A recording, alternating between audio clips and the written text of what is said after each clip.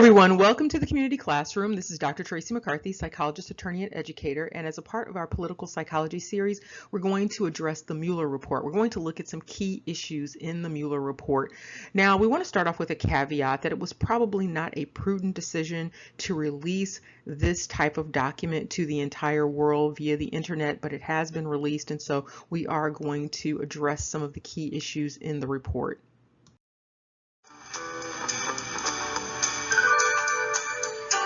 Now, please note that we are not going over the entire Mueller report. It is over 400 pages in length, and we are not going to be addressing the totality of that report. And so we're pulling out some very discrete issues, and we're going to address those things.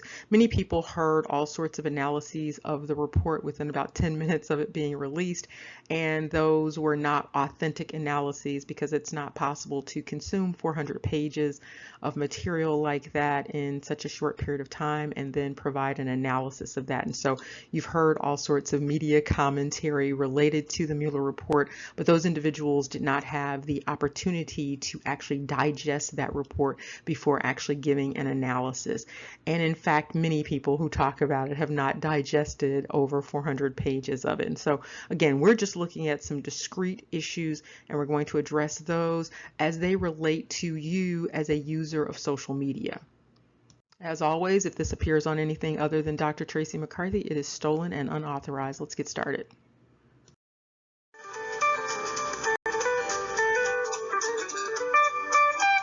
And for those who have not seen the Mueller report, this is the cover page for volume 1 of 2, and it is entitled Report on the Investigation into Russian Interference in the 2016 Presidential Election. This is volume 1 of 2 again, and this report officially was released in 2019 in March.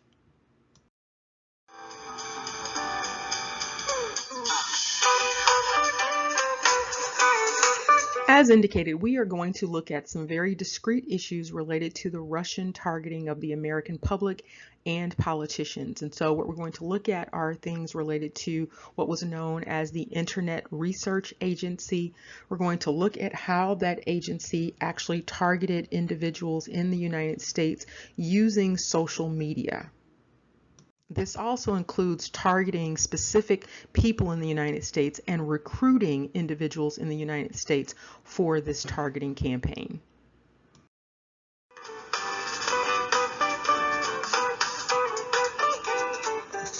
And this is the executive summary to volume 1, and what it addresses is basically the Russian social media campaign that was used to amplify political and social discord in the United States. Often this discord involved things related to gender or race or ethnicity or being conservative or liberal.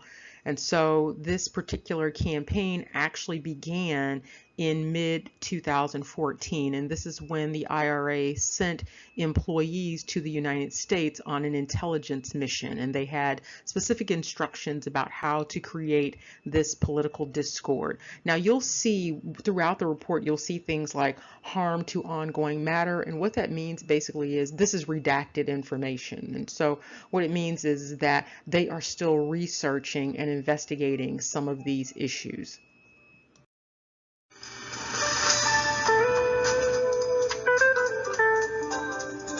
This IRA group was structured to use social media accounts and interest groups in order to sow discord in the United States, not just in the political system, but just in society in general. And so they were engaged in this dynamic known as information warfare. And so it also looks like psychological warfare. You might have noticed it when you might have seen things like gender wars or race and ethnicity wars. And so you might see a dynamic where there were certain males who were attacking certain groups of females, or certain groups of females who were attacking certain groups of males. And you might have seen this amplified.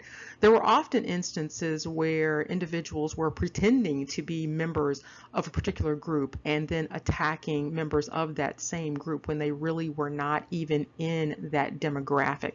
So there were a number of unusual dynamics going on in order to sow this discord in American society. You would even notice things where individuals were attacking other individuals or groups for not being unified. And so that was another unusual dynamic that was going on. And so there was the sowing of discord about not being unified. And so it was a very unusual dynamic. But again, this was known as information warfare, and this was the primary mission of the IRA.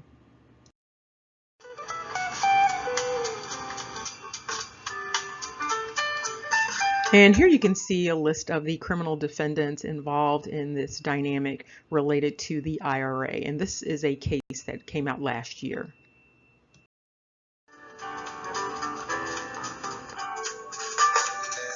The Mueller report includes this information, but we're just going to go over it, and this is actually from the case. And the defendant in this case is the Internet Research Agency. It's a Russian organization, and it was organized to engage in operations to not only interfere with the elections process, but the political process in the United States, and also the social dynamics that are going on in the United States in terms of the society. Now, again, it's important to note that this started in or around 2014. It started a little earlier than that, but in terms of the activity on the ground, it was about 2014.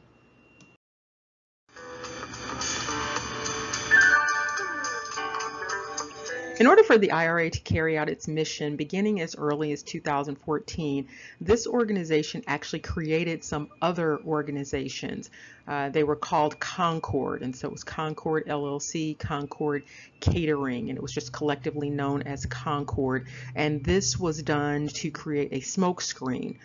They also had employees, they had salaries, they had bonuses for their work for the organization. So it was created to look like a legitimate organization carrying out legitimate business.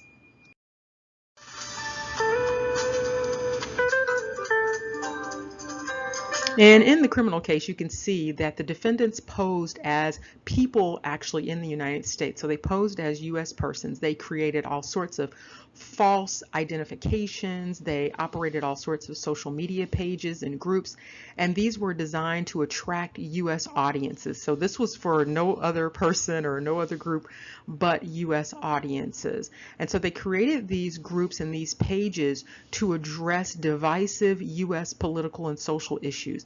And then they falsely claimed to be controlled by activists in the United States, but they were actually controlled by these Russian defendants.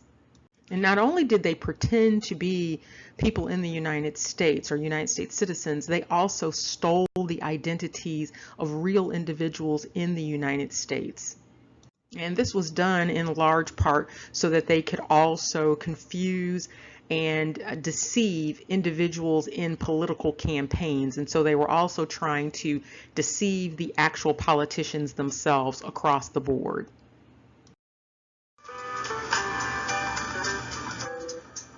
And you can see here that certain defendants actually traveled to the United States under false pretenses very early on. And this was for the purpose of collecting intelligence so that they can inform the defendants' operations and tell them exactly what they needed to do to impact the United States audience. Now, they were very clever because they used a computer infrastructure that was based in the United States in order to hide the fact that it was of Russian origin. And this also allowed them to avoid detection by U.S. regulators and law enforcement. And as you can see down below, they had everything from a graphics department to data analyses. They had SEO department. So they had everything that they needed in order to engage in this intelligence gathering and gather this information so that they would know how to disseminate information.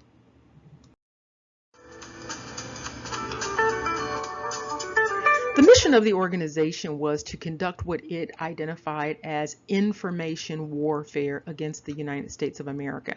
And again, they were doing this using these fictitious personas, pretending that they were Americans, and they were using these on these social media platforms and other internet-based media. And so you might have noticed that there were a number of anonymous accounts that came up, a number of accounts that were encouraging people to wake up and be woke and things like that.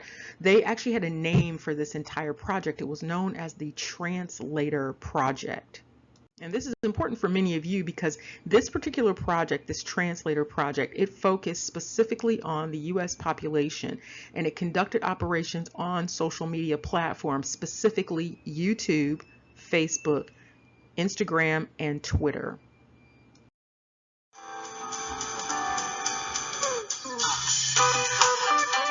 And as you can see here, in or around July of 2013, this organization actually registered with the Russian government as a Russian corporate entity and then created a number of other Russian business entities in order to obscure its actual identity.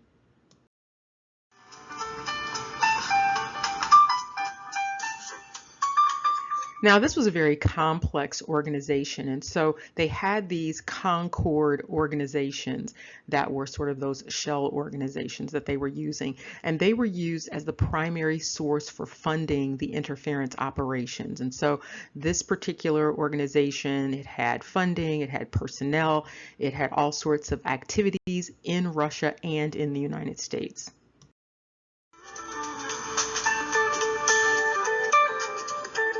And as you can see here, as early as 2014, the defendants and their co-conspirators began to track and study groups in the United States on various social media sites. And they looked at individuals and groups that were dedicated to U.S. politics and social issues. And so they did this so that they could gauge the performance of various groups on social media sites. So they would trace things like the metrics related to the size of the group, the frequency of content that would be placed by the group. They would also look at the audience engagement related to the content. So they would look at things like how many likes a person received, how many dislikes a person received.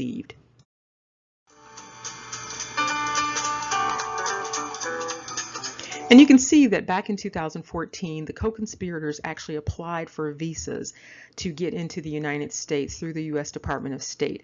When they were in the United States, they engaged in significant travel, and they purchased significant equipment such as cameras, SIM cards, drop phones.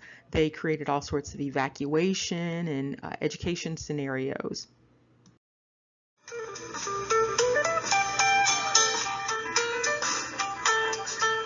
And you can see here where two individuals received visas, and from June of 2014 on the 4th through the 26th of June of 2014, they traveled in and around the United States, and they made stops in Nevada, California, New Mexico, Colorado, Illinois, Michigan, Louisiana, Texas, and New York. And this was to gather intelligence.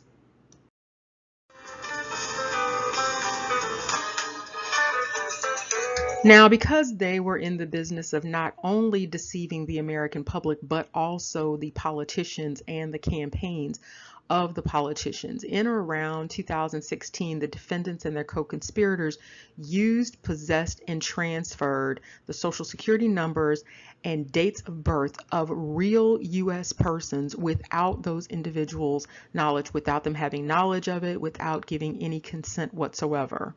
Now, they use this information so that they could create PayPal accounts and also create fake driver's license, and so that they could actually get money and transfer money using these identities of actual U.S. victims who had no idea that their information was being used and their identities were being co-opted by these defendants and these co-conspirators.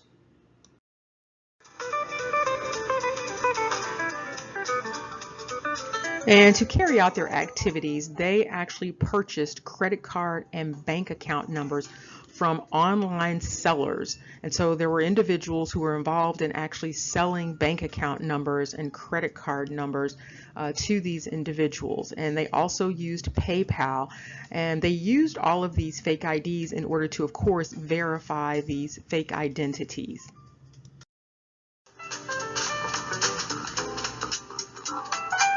Another dynamic noted by the court was that in order to maintain these PayPal accounts, they were actually using what is known as cryptocurrency. And so they were using cryptocurrency exchanges online in order to evade detection.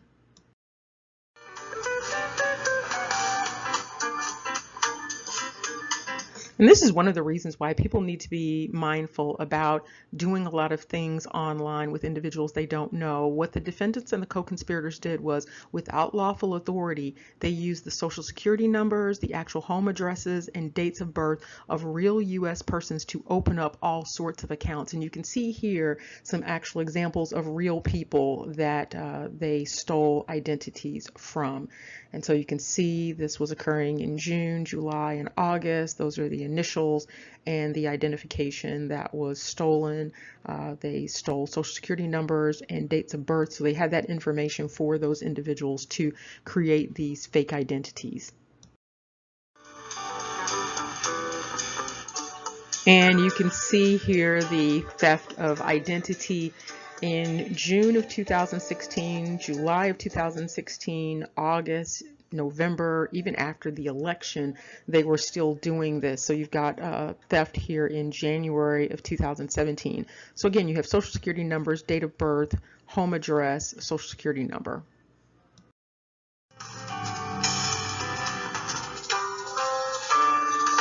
And the court shows here that on or about the dates identified below, that the defendants and their co-conspirators obtained and used the following fraudulent bank account numbers. And this was, again, to evade PayPal security measures. And so you can see they have dates in June, July, August, and October. You can actually see the end of the credit card or bank account numbers. You can see the different financial institutions. And then they had these fake email addresses, and so you can see those off to the right. And you can see the interesting names. They have All for USA, Antoine, United Vets of America, Patriot US.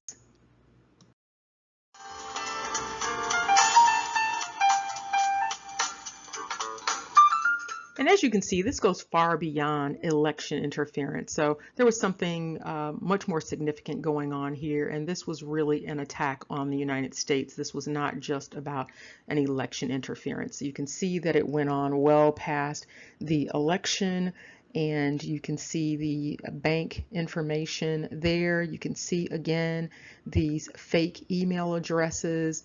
So you can see Stacey Redneck, I Hate Crimes. You can see quite a bit here in terms of what's going on. And again, this is beyond anything related to an election.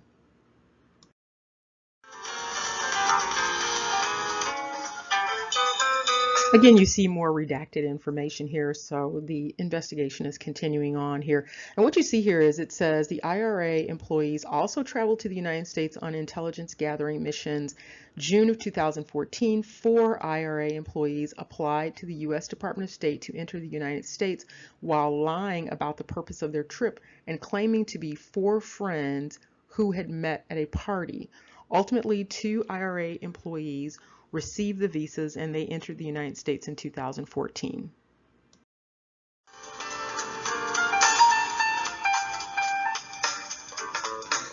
And here you can see more harm to ongoing matter, meaning this is still being investigated. And this is important to note. So you can see that the IRA was very active on Facebook. They were active during the 2016 campaign, and they covered a wide range of political issues. And they pretended to be purported conservative groups and sometimes very liberal groups, religious groups. So they were pretending to be groups such as Be Patriotic or Being Patriotic, Stop All Immigrants, Secured Borders, Tea Party News. They even purported to be Black social justice groups such as Black Matters, Blacktivists, Don't Shoot Us. They also pretended to be LGBTQ groups such as LGBT United, and also pretended to be religious groups such as United Muslims of America. So clearly there was no limit in terms of their identity appropriation.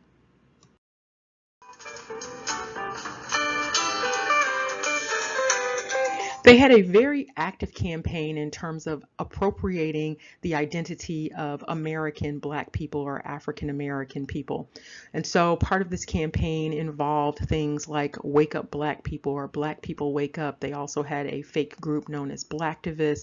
There was a lot of focus on this sort of matrix idea of waking up.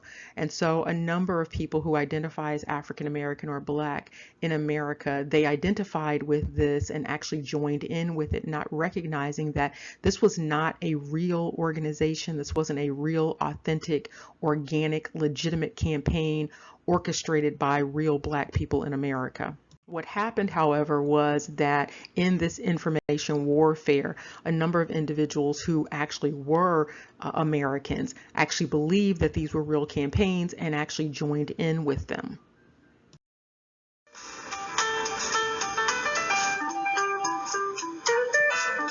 And as the Mueller report indicated, collectively, the IRA's social media accounts reached tens of millions of U.S. persons. And so millions of people were impacted by this. And you can see where it says individual IRA social media accounts attracted hundreds of thousands of actual followers.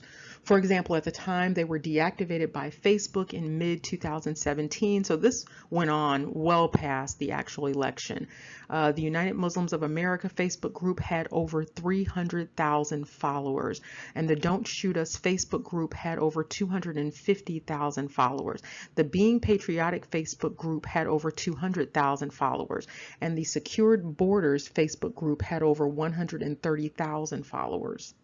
And according to Facebook, let's see here, IRA controlled accounts made over 80,000 posts before they were deactivated in August of 2017.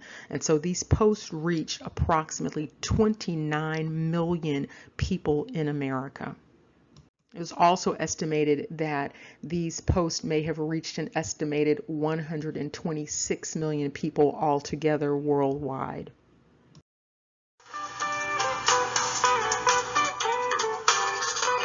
And as you can see here in the Mueller report, there was a targeting and recruitment process for actual U.S. persons. So this was in addition to stealing the identities of individuals and actually creating fake identities. And so as early as 2014, the IRA was instructing its employees to target U.S. persons who could basically advance whatever their operational goals happened to be at the time. And so initially they started off focusing on U.S. persons who could amplify the content that they were posting on social media.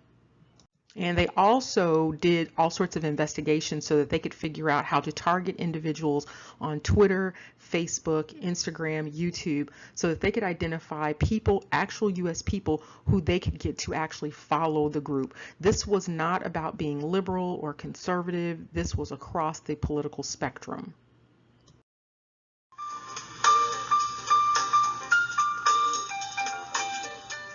And again, as you can see, beyond the media propaganda about this being about election interference, this dynamic went way past the election. So you can see here they were actually posing as a grassroots organization known as Black Matters US.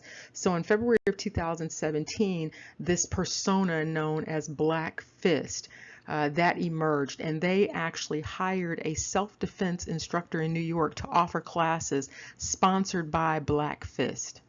What's important about this purported organization is its aim was to teach African Americans how to protect themselves when contacted by law enforcement. So they created this fictitious organization to advance this particular agenda. And there were times when they would flip the script in terms of their political position, and so you can see at one point they had an individual actually dressed up in New York as Santa Claus wearing a Trump mask, and so they were trolling people across the spectrum.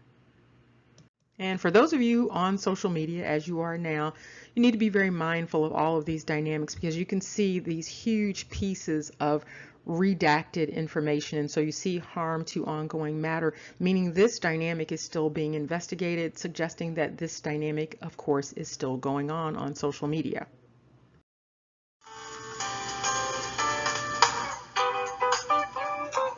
Now, there are a number of entities online that are encouraging this dynamic of being woke and wake up and things like that. And all of that is important. It's important to be aware. It's important to be educated. It's important to have knowledge and wisdom. You also need to have wisdom about where this stuff is sometimes coming from. It is not always organic. It is not always authentic. And it is important that you be prudent in terms of who you are listening to, where you are getting information from, and how you are responding to that information. Remember, knowledge is power. Take care and see you soon.